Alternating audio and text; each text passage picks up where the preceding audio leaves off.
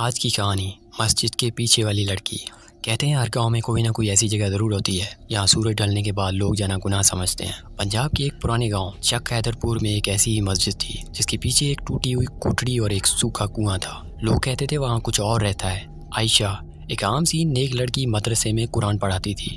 ہر شام وہ مغرب کی نماز کے بعد گھر واپس آتی تھی، مگر ایک دن بارش ہونے لگی اور اسے مسجد کے پیچھے والے راستے سے گزرنا پڑا، وہی راستہ جس کے بارے میں بزرگ منع کرتے تھے۔ بارش تیز تھی، چپل کیچڑ میں دھس گئے۔ وہ کنویں کے پاس رکی کہ جوتی سیدھی کرے، تبھی کسی نے آہستہ سے اس کا نام پکارا، عائشہ۔ اس نے مڑ کر دیکھا، وہاں کوئی نہیں تھا، صرف گیلی دیواروں پر بارش کے قطرے بہہ رہے تھے۔ اچانک بجلی چمکی اور اس نے دیکھا مسجد کے پیچھے ایک لڑکی سفید دوپٹے میں کھڑی تھی۔ چہرہ صاف نہیں دکھ رہا تھا، بس ہلکی سی مسکراہٹ اور آنکھوں میں کچھ کالا سا سایہ۔ اگلے دن سے عائشہ کی طبیعت بدلنے لگی، کبھی وہ ہنستی تو فوراً رونے لگتی، کبھی رات کو خود سے باتیں کرتی۔ ماں نے سمجھا شاید تھک گئی ہے، مگر کچھ دن بعد اس کی آواز بدل گئی۔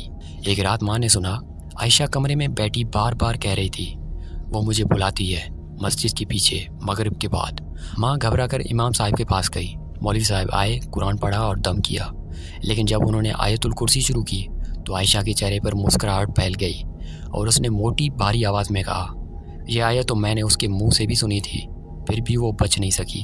مولوی صاحب کے ہاتھ کانپ گئے، کمرے کی لائٹ جھپکی، دروازہ خود بخود بند ہو گیا۔ سب باہر بھاگ گئے، مگر اندر سے عائشہ کی چیخ سنائی تھی۔